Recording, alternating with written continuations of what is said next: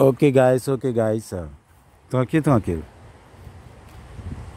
Là, cette petite vidéo s'appelle Inondation en Guadeloupe et après.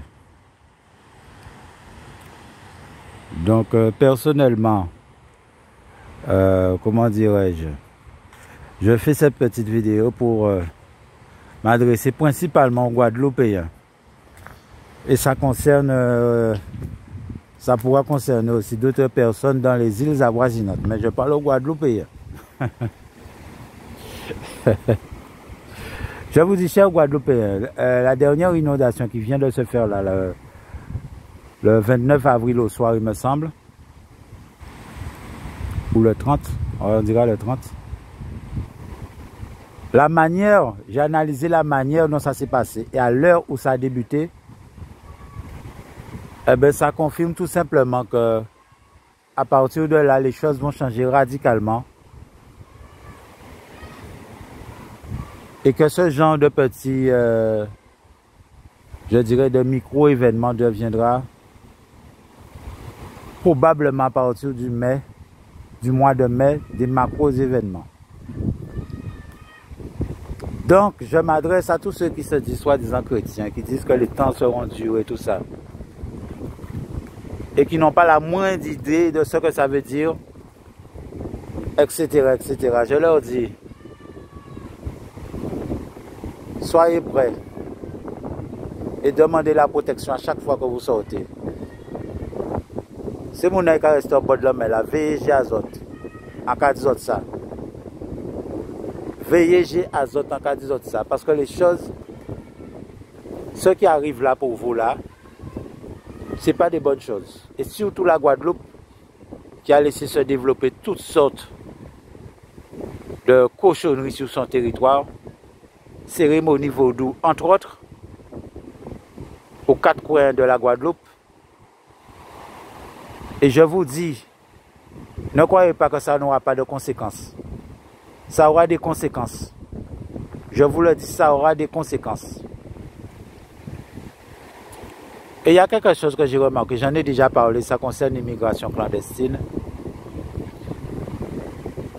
J'ai changé de lieu de domicile et je me rends compte que c'est la même chose. Et je me suis mis à observer, je me suis rendu compte que c'est vraiment quelque chose de terrible qui se passe en Guadeloupe. Et aucun politicien n'intervient pour changer cet état de fait. Je constate que tous les jours, des jeunes de 20-26 ans entrent en masse en Guadeloupe, 30-36 ans, 40 ans. Maintenant, la quantité de gens qui touchent le RSA, les jeunes qui sont au chômage, les jeunes qui sont dans la rue, eh bien, ils sont déjà, eh bien, la quantité de ces gens-là, ça, principalement d'Haïti, je leur dis d'Haïti, parce qu'il y a un trafic humain terrible qui se fait là.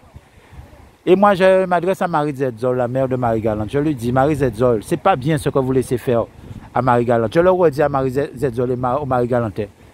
Vous serez frappé sévèrement, Marie-Galante, je vous le dis.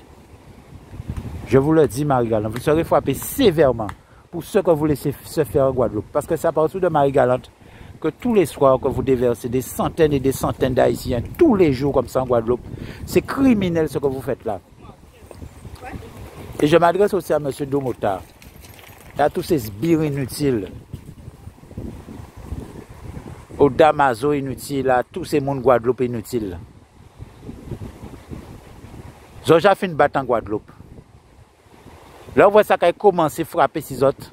Ils ont connu tant comprendre, n'a pas qu'à développer les autres. Là, je donne un petit mot à tous les politiciens et tous les jeunes politiciens qui sont entrés en politique, qui qu'à comprendre, tous ceux qui croient que l'argent de la collectivité, des collectivités, c'est leur argent.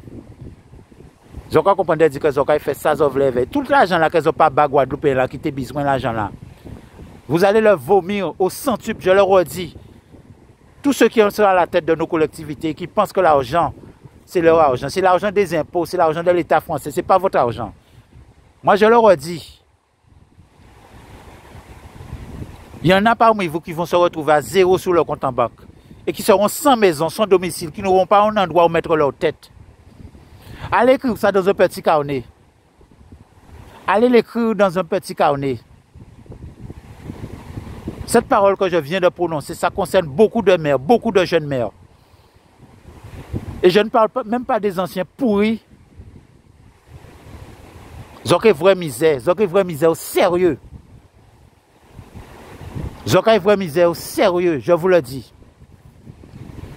Et je regarde, personne ne fait rien pour se rattraper devant la justice divine. Je vous le dis, la justice divine va s'abattre sévèrement sur vous.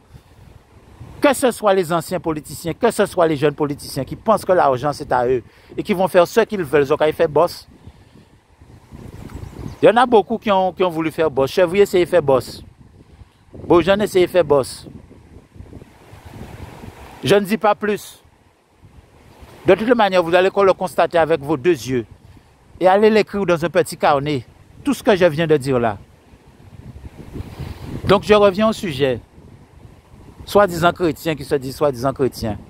Ou même qui sont des gens qui ne sont pas chrétiens, quand ils ont tombé, demandez la protection tous les jours, les ont sortis des cases azotes.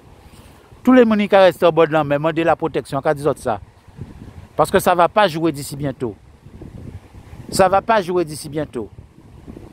Là, je ne vais pas développer trop. Je ne veux pas que la vidéo soit longue.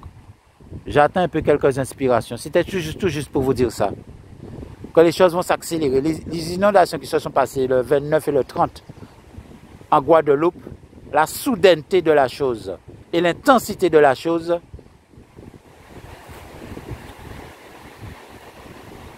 parlent d'elle-même. J'en ai fini pour cette petite vidéo. Que ceux qui ont des oreilles pour entendre,